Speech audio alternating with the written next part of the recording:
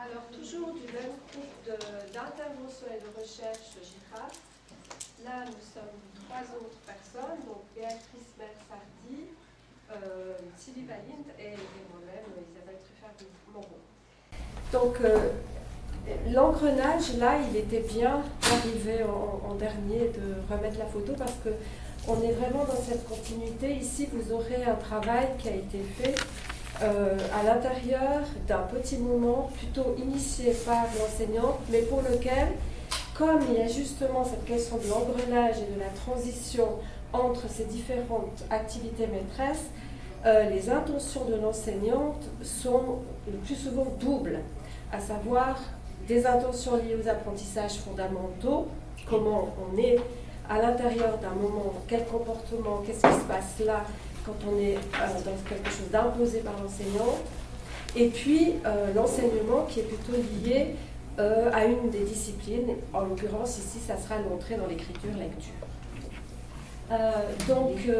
Rapidement, parce que vous pouvez le lire, on va d'abord entrer dans les cas théoriques, plus spécifiques au collectif d'apprentissage. Et puis ensuite, la problématisation, ce sera plutôt Béatrice. Et ensuite, des exemples, des extraits des protocoles avec un commentaire de Sylvie. Et je reviendrai tout à la fin sur quelque chose de l'ordre de faire une conclusion. Et puis évidemment, quand on parle d'apprentissage fondamentaux, le premier qui vient, c'est jouer à faire semblant, justement parce qu'il aide il prépare le terrain pour pouvoir être à l'aise dans ces petits moments et de plus en plus au primaire dans des moments imposés. Et puis évidemment tous les outils requis pour préparer l'école, les habiletés aussi de la pensée dont on a parlé ce matin, et puis développer un certain rapport au savoir. Et là, on sera plutôt dans les trois, les outils de la pensée, le rapport au savoir, et puis les règles de l'apprendre ensemble. C'est un petit peu le corps du sujet qui va vous être présenté. Voilà, alors effectivement, juste reposer quelques éléments autour du collectif d'apprentissage.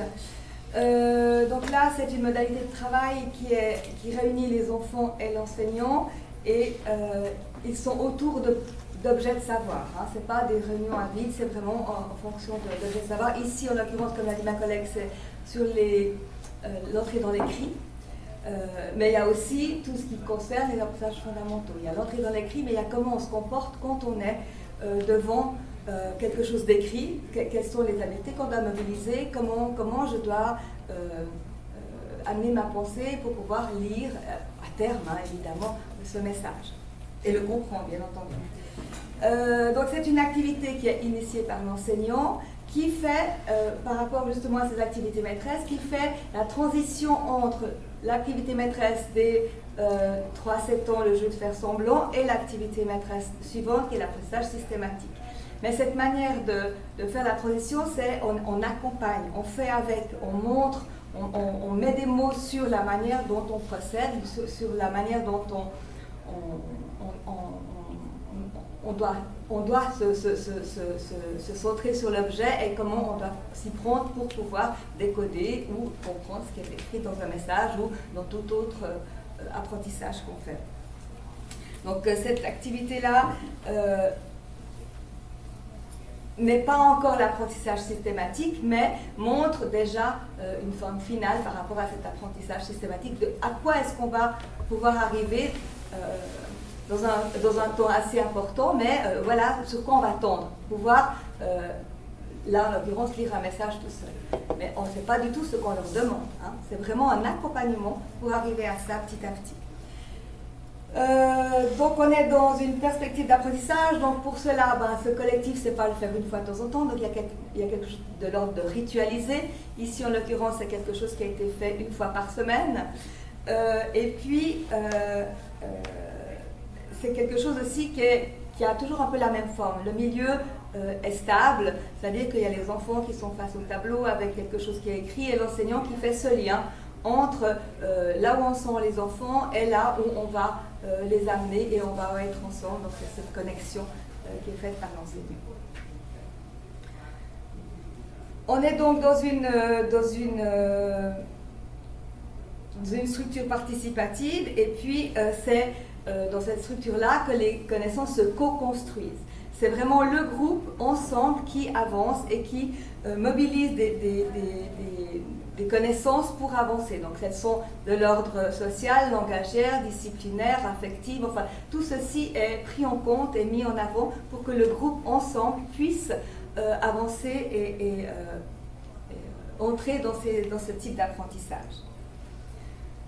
C'est une structure donc, qui est importante pour se questionner, pour mettre en avant ce qui est à apprendre ensemble. Comment est-ce qu'on s'y prend pour apprendre ensemble? L'école est un milieu où on apprend ensemble, donc il y a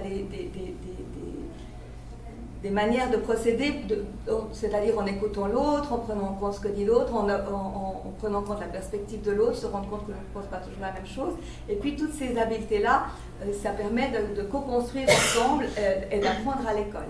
L'école a un certain cadre, a certaines exigences, et puis les inégalités, elles se creusent de cette manière-là. Il y a des enfants qui ont tout de suite ces codes et d'autres qui ne les ont pas. Et les parler, les mettre en avant dans un moment collectif en utilisant l'hétérogénéité, comme c'est noté en bas, en utilisant cette hétérogénéité et que chacun puisse, de là où il en est, amener quelque chose à l'édifice et qu'on puisse faire les liens entre ces différents éléments, c'est ce qui permet au groupe d'avancer et au groupe de progresser.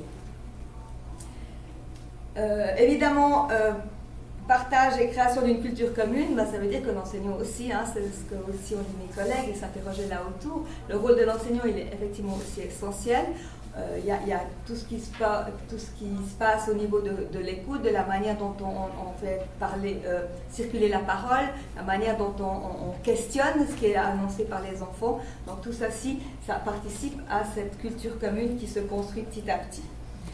L'hétérogénéité didactique, je vous en ai déjà parlé, mais c'est vrai que là c'est un levier, c'est quelque chose qui nous permet à tous d'avancer. Ce n'est pas quelque chose qui est problématique, au contraire, l'enfant qui sait que reconnaître une ou deux lettres, en l'occurrence, il a aussi sa place dans ce collectif-là, il fait aussi part de ce qu'il sait, de ce qu'il connaît, et l'enfant qui est quasi lecteur a aussi son rôle dans ce collectif-là. Et c'est parce qu'on est tous avec nos connaissances différentes qu'on arrive à progresser et à co-construire ensemble. Donc c'est extrêmement important. Quelques mots juste par rapport à la méthodologie. Donc ça a été filmé, c'est des séquences qui ont été filmées sur une année. Il y a eu 21 moments qui ont été filmés. Il y a eu plus de moments vécus avec les enfants, mais 21 moments collectifs filmés autour de ce qu'on appelait le message du jour, c'est-à-dire une phrase au tableau qu'il fallait lire. Et puis, ça durait à peu près une vingtaine de minutes, parfois un peu plus, ça dépendait de ce qui était à écrire et comment les choses se passaient.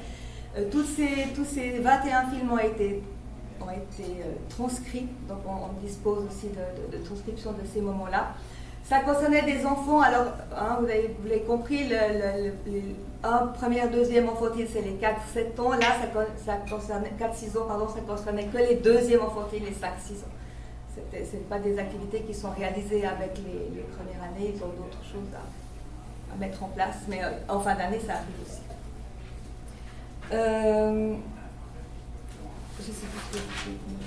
Par rapport à la méthodologie aussi, le fait que ça soit quelque chose qui a été filmé, c'est quelque chose qui a été travaillé au sein de notre groupe Girafe et on s'est beaucoup penché sur ces collectifs, on a essayé de trouver différents axes d'entrée, on a découvert aussi une structure qui était plutôt récurrente par rapport à chacun de ces moments. Je crois que ma collègue elle reviendra dessus. Et puis, donc on a ouvert plein de pistes, et puis là on va vous parler d'une chose, d'un petit axe qu'on va essayer de creuser un peu plus aujourd'hui. Alors, justement, on s'est plus penché sur cette question-là. Comment le collectif d'apprentissage soutient-il et développe-t-il les apprentissages fondamentaux? Donc, quel est ce lien entre, puisque ce n'est pas encore une activité d'apprentissage structurée comme elle viendra plus tard, qu'est-ce qui se met en place dans ces moments-là pour permettre cette transition? Qu'est-ce qui est de l'ordre des apprentissages fondamentaux, puisqu'on est encore là dans cette activité initiée par l'enseignant et que petit à petit, ils vont devoir développer. On a mis 2 focales pour cette analyse. Une, c'est de mettre en évidence l'appropriation petit à petit des élèves des médiations proposées par l'enseignant. Donc, ce rôle de l'enseignant qui est justement de là où en sont les enfants, de les aider à aller plus loin, à réfléchir en fonction de la discipline qui est proposée et comment est-ce que petit à petit tout ce que l'enseignant prend d'abord en charge lui-même passe et se développe chez l'enfant, ou qu'on peut reconnaître chez l'enfant. Et puis, distinguer quels sont les épisodes qui sont initiés par l'enseignant, donc dans cette activité-là, et ceux qui sont initiés par les élèves. Et en observant sur une année ces moments collectifs, eh ben, on voit que ce n'est pas toujours l'enseignant qui initie les moments plus spécifiques. Alors bien là maintenant le moment d'essayer d'exemplifier ça, de montrer un peu les données d'analyse qu'on a pu en tout cas extraire de ce très très riche corpus qu'on a. Alors dans un premier temps, puisqu'on parle de comment l'enfant petit à petit s'approprie les médiations d'enseignante, on a d'abord essayé de mettre en évidence les médiations de l'enseignante dans ces corpus différents. Et on a pu mettre en évidence 2 types de médiation. Alors, je vais commencer par un premier type de médiation, puis l'autre. Et ce premier type de médiation, c'est qu'on a pu mettre en évidence des éléments qui étayent l'apprendre à apprendre ensemble. Et on va voir qu'il y a toute une série de gestes professionnels de l'enseignant qui reviennent et on revoit chaque fois d'un message à l'autre qui viennent. Alors d'abord on va les voir et puis on va voir comment les enfants petit à petit s'en emparent. Il y a d'abord l'enrôlement, et on donne des exemples juste après. L'enrôlement, comment on fait en sorte que tout le monde comprenne qu'on a besoin de tout le monde, là, au niveau tant que ce soit l'attention, même du comportement, qu'on soit focalisé là-dessus. Donc il y a ces gestes d'enrôlement. Il y a les gestes de la construction de la certitude, où l'enseignant ne va absolument pas apporter de validation, etc. Il reste laisse une certaine incertitude pour que l'enfant, par la justification, l'exigence de la justification, puisse se construire lui-même la certitude par rapport à une hypothèse, par rapport à quelque chose qu'il pensait. On a aussi pu mettre en évidence le fait de l'importance de construire et utiliser un code commun précis, si ce sera au niveau du vocabulaire, et surtout ici on verra au niveau spatial. Et puis aussi un autre geste où on a vu, on va en tout cas je vais vous montrer, un renvoi quasi catégorique, généralisé au collectif et à la mise en débat des propositions des uns des autres. De nouveau, l'enseignant, il fait un pas de côté, puisque ce n'est pas lui qui va valider ceci, vous en pensez quoi, etc. Et le dernier, c'est un geste d'institutionnalisation. Et donc, on a pu voir à travers les différents messages qu'on a analysés, cet ensemble, alors on n'a pas du tout de vocation à être exhaustif, mais en tout cas ces 5 gestes professionnels-là qui sont de l'ordre de l'étayage, on les a vus dans plusieurs messages et c'est ça qu'on va exemplifier là maintenant. Alors, quelque chose de exemple ou pas ? Ah oui. Médiation de l'enseignante et par rapport ici des éléments qui étayent l'apprendre à apprendre ensemble. C'est le premier type de médiation. Par rapport à l'enrôlement, manifestement, alors j'ai chaque fois mis surligné, donc l'enseignant, il vise un enrôlement et il aimerait bien que l'élève, du coup, entre dans un engagement cognitif conscient. L'élève, il comprenne qu'on est là pour apprendre ensemble et qu'il sait ce qu'on est en train de faire. On a dit c'est ritualisé, ça se répète, c'est stable. Du coup, dès la 2e, 3e fois, et donc c'est ce qu'on vise vraiment là. Alors, on a à chaque fois pris quelques petites phrases. Ouh, on a besoin de tout le monde, là, Thomas aussi. Okay. Un autre, ça c'est le message 11, un autre, c'est aussi 11, mais non, attends, tu n'es pas tout seul. On va attendre que tout le monde soit prêt. On a besoin de tout le monde, Nils, toi aussi, besoin de tout le monde, Thomas. Donc ça, c'est ce que nous, on a appelé ici geste d'enrôlement. L'autre type de geste, la réticence didactique. Donc l'enseignant est dans la réticence didactique avec l'objectif de construire la certitude, que les élèves construisent eux-mêmes leur certitude. Et comment tu le sais ? D'accord ? Une fois qu'il propose quelque chose, et comment tu le sais ? Ou, on a un autre message, et ils ne sont pas d'accord, les copains. Est-ce que tu arrives à savoir pourquoi ils ne sont pas d'accord ? On est dans cette même réticence de la part de l'enseignant pour que l'élève construise une certitude qu'il arrive à justifier. Ou quelqu'un peut contrôler ? Pas moi. Quelqu'un peut contrôler là ce qu'il dit par rapport à la découverte d'une lettre ou d'une lettre ou d'un son. l'exigence de la précision lexicale, l'enseignant qui va devenir de plus en plus exigeant par rapport au langage précis, pour que l'élève utilise ce code commun précis. C'est-à-dire que quand ils sont face à ce message qu'ils ne décodent pas, pour eux c'est comme si c'était pas du chinois, eh bien petit à petit ils reconnaissent des choses. Et pour dire où, au départ ils vont au tableau et ils pointent, mais très vite on dit non, mais reste assis, et alors c'est où. Et alors là, petit à petit, ce vocabulaire-là, en haut, en bas, la première lettre, le premier mot, la première ligne, la première phrase. Et quand on dit cette précision, c'est tout ça. C'est le en haut, en bas, à gauche, à droite, première, deuxième, troisième ligne, au début, à la fin, précision des termes. Un message, c'est pas la même chose qu'une phrase c'est pas la même chose qu'un mot, une lettre, c'est pas la même chose qu'un mot, une phrase, c'est pas la même chose qu'une ligne. Et donc, tout au long de 22 messages-là, eh bien, on voit que petit à petit, ils construisent ce code commun et qu'ils peuvent utiliser ça. Et donc, c'est ça qu'on a appelé cette exigence de précision lexicale. Et pour les deux autres gestes-là qu'on a mis en évidence, cette volonté, ce geste professionnel de mise en débat de ce qui est proposé, de ce qui est discuté là entre enfants, dans l'idée que chaque élève puisse prendre en compte le point de vue de l'autre et justifier son propre point de vue à lui aussi. Est-ce que vous êtes d'accord avec ce que dit Justine ? Qu'est-ce que vous en pensez, un d'autre ? Justine, t'as entendu ce qu'a dit Noah ? Donc là, on voit comment on collectivise une proposition de l'un et de l'autre. C'est plus la proposition d'un enfant, ça devient vraiment celle du collectif qui est mise en débat et toujours avec cette exigence de justification. Et enfin, vers une institutionnalisation.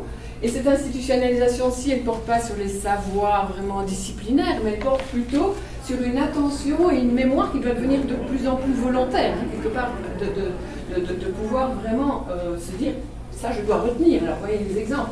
Il faut vraiment se souvenir de ça. Quelque part, mais là je suis à l'école, je suis au début à l'école, et à l'école il y a des moments où je vais pouvoir vraiment bien retenir quelque chose. Mais c'est important qu'on en parle. Magnifique, il y a une apostrophe ici. Et l'enseignant du coup la repasse en couleur. Le N apostrophe, alors c'est la même chose que s'ils étaient ensemble, collés, mais ils ne sont pas collés. Donc ça fait quoi? Et donc là on voit qu'on est une institutionnalisation vers un savoir déjà aussi. Et puis là on est de nouveau plutôt par rapport à une attention volontaire. Ah ben oui, c'est bien de regarder, mais après, il faut que tu fasses aussi travailler ce qui se passe dans la tête. Et que tu dises, ah mais qu'est-ce que c'est? Je reconnais. Et donc là, quelque part, on institutionnalise cette posture de se dire, ah, je regarde ce message, je regarde avec cette envie de voir si je ne reconnais pas déjà quelque chose, et que quand je le reconnais, je le partage dans l'ensemble du collectif. Donc on institutionnalise quelque chose de cet ordre de apprendre à apprendre ensemble, en tout cas. Donc ça, ce sont les 5 gestes qu'on a pu mettre en évidence par rapport aux médiations de l'apprendre à apprendre ensemble. Et puis se superpose, parce que ça se passe en même temps, c'est sur ce même corpus, se superpose un autre type de médiation, ça va être dit. L'autre type de médiation, c'est la mise en évidence d'éléments qui étayent une procédure pour analyser, déchiffrer, comprendre ensemble un message écrit. Alors, vous devinez déjà très bien que va encore se superposer autre chose, je veux dire, dans le déchiffrage précis, là, tout l'aspect phonologique, etc. Mais on voit que ce sont des strates qui se superposent, qui montrent bien la complexité du métier d'enseignant et d'élève, parce qu'on est en même temps sur ces différents niveaux. Alors, par rapport à cette attitude, cette procédure pour analyser, déchiffrer, comprendre ensemble le message écrit, aussi, on a pu mettre en évidence vraiment quelque chose de l'ordre d'une procédure ritualisée à travers les différents messages, d'abord avec quelque chose d'une analyse générale. Et là, l'enfant, il est confronté à cet ensemble de signes au départ, et on lui demande juste une analyse générale où très vite, ils arrivent avec une mise en évidence de majuscules, parfois une, parfois plusieurs, de points, de phrases. Et puis, dans un deuxième temps, une fois qu'on a vu un petit peu et qu'on a pu dire, il y a une phrase, ou il y a 2 phrases, parce qu'il y a 2 majuscules, alors il y a 2 phrases, et parfois il y a des noms propres. Donc, vous voyez bien que très vite, il va y avoir, alors qu'on confond encore un peu ligne et phrase. C'est ça, cette analyse générale où on regarde le message un petit peu de loin. Dans un deuxième temps, on fait un zoom vraiment très très précis, parce que là, on va explorer, on va commencer à déchiffrer un peu. Oui, déchiffrer un peu. Des lettres, et peut-être aussi des digrammes. C'est un A et I, ça fait E, etc. Et la troisième phase, c'est la lecture collective, où là on reprend de manière chronologique, On recommence au début, lettre par lettre, parce que là, on voudrait savoir ce que ce message va vouloir dire, et l'enseignant a aussi toute une procédure par rapport à ça. Et cette quatrième étape qui est toujours de compréhension, parce que le message, il veut nous dire quelque chose. Donc là, ça se voit toujours. Et du coup, voyons comment on voit ça dans les réactions des enfants. Par rapport à analyser, déchiffrer, comprendre le message écrit, là maintenant, hop, pour l'analyse générale, l'enseignant, au départ, c'est l'enseignant qui vient. L'enseignant qui dit, bon, alors quand vous aurez trouvé des choses à nous expliquer ou à nous dire, vous levez la main. Ok. Qu'est-ce que vous pouvez dire en général? Ça, c'est juste cette première étape. L'étape d'exploration du chiffrage, au début, c'est l'enseignant qui fait un guidage pour les digrammes. Et A et I, ça chante elle. Mais on voit très vite Émilie, qui va venir à un moment donné, avant que l'enseignant lui propose, ah, moi j'ai vu des choses qui chantent ensemble. Elle a pris elle-même, du coup, cette responsabilité-là. La lecture collective, voilà, l'enseignant qui lance les élèves, qui vont, ok, on va lire la suite, hein, on va lire, on ne va pas deviner, etc. Et la compréhension, et pourquoi c'est marqué Odette. Je vais plus vite pour ne pas être prise par le temps. On a pu mettre en évidence des traces d'engagement, d'appropriation de leur propre initiative des enfants. Amanda qui passe à la deuxième étape, sans qu'on l'ait déjà proposé en fait. Elle se lève, elle va au tableau et dit là, je sais que ça chante ces 2 lettres. Donc elle s'est appropriée quelque part la procédure. Une autre trace pour nous d'appropriation, c'est Julie, elle dit alors ça va pour tout le monde? Non. Un enfant qui ose dire « Ah ben non, pour moi ça va pas, j'ai pas compris ». Donc c'est qu'il est vraiment engagé dans cette tâche-là. Ou Julie qui dit « J'ai un problème ». Oscar aussi qui le propose. Ou Noah, alors là c'était par rapport au moment de la compréhension du message, où on se demandait pourquoi la phrase c'était « Odette n'a pas de chaussettes ». Et là voilà la question « Pourquoi Odette n'a pas de chaussettes ?» Et il dit ben, « Nous en fait on a des pieds, Odette elle a des pattes et elle a des griffes, parce que après ça peut griffer les chaussettes ». On voit bien qu'il est engagé puisque se lance dans une hypothèse. On a pu trouver des traces de secondarisation. Secondarisation vraiment dans le processus et ici surtout de reconfigurer son expérience première au monde et pour la transformer en objet de questionnement et en objet du coup de connaissance. C'est le processus, ils n'ont pas encore compris. Hein. Par exemple, Thomas, il relie le mot message parce qu'il nomme toujours ce qu'on est en train d'analyser par message. Et alors en une fois, on est au message 11, hein, donc il a déjà fait 11 fois, mais la 11e fois, il dit en fait, on peut écrire ça sur le téléphone aussi. On peut écrire ce message sur son téléphone. L'enseignant lui dit, mais pourquoi tu dis ça? Ben, parce que tu l'avais dit que c'était un message. Oui, c'est un message, mais pourquoi? Ah, comme un SMS, tu veux dire? Ouais. Oui, alors sur le téléphone, on peut aussi écrire plein de choses, on peut aussi écrire ce genre de message. Mais on voit donc que cet enfant-là, il a quelque part reconfiguré ce message qu'on fait en classe depuis 11 fois, et puis en une fois, il dit, ah ouais, mais on peut aussi écrire ça sur le téléphone. Donc il reconfigure son expérience première, ce qu'il connaît de la vie de tous les jours. Ok, le téléphone. Sur le téléphone, il y a des messages. Le message qu'on fait en classe, c'est la même chose, les SMS. Donc là, on voit qu'il est dans un processus où il est en train d'essayer de secondariser. Un autre exemple, c'était toujours le même Thomas, où ils avaient défini que la majuscule, c'était une grande lettre. Et que du coup, en fonction de ça, il y avait 2 phrases, les 2 majuscules et 2 points. Mais il y a un des points qui était un point d'interrogation. Et là, pour lui, le point d'interrogation, il est vachement grand. Et du coup, il dit, mais il y a 3 lettres majuscules, parce que là, le point d'interrogation, il est grand comme les autres. Alors bien sûr qu'on voit une confusion, mais il est dans ce processus de reconfiguration où on voit qu'il est vraiment engagé et qu'il pense les choses. 3e chose, ce sera la dernière, la trace de mobilisation de savoir et de savoir-faire, autrement dit, ils sont arrivés à la compétence, ils arrivent eux-mêmes à le mobiliser. Quand Julie s'engage dans la lecture, mais en reconnaissant le O, elle affirme qu'il est écrit Odette. Alors c'est un malentendu, hein, on est tout au début, on est au message 2. Et donc, elle reconnaît le O, leur mascotte et la plupart des messages sont à propos de Odette, et juste avec le O, elle généralise, elle parle de Odette. Mais quelque part, elle a utilisé son savoir, et elle l'a utilisé à bon escient. Il ne suffit pas encore ce savoir-là, mais elle est bien dans cette mobilisation-là. Ou Noah qui dit, il y a un point, donc il y a une phrase, mais là on voit, il utilise vraiment son savoir, et effectivement, là c'est tout à fait correct. Charlotte, dans Odette, il y a une lettre majuscule, le O, de nouveau, hein, elle est compétente pour dire ça. Charlotte, moi je sais, c'est A et I, la 2e ligne, c'était juste là. En guise de conclusion, je repasse la parole. Alors très rapidement, on voit bien que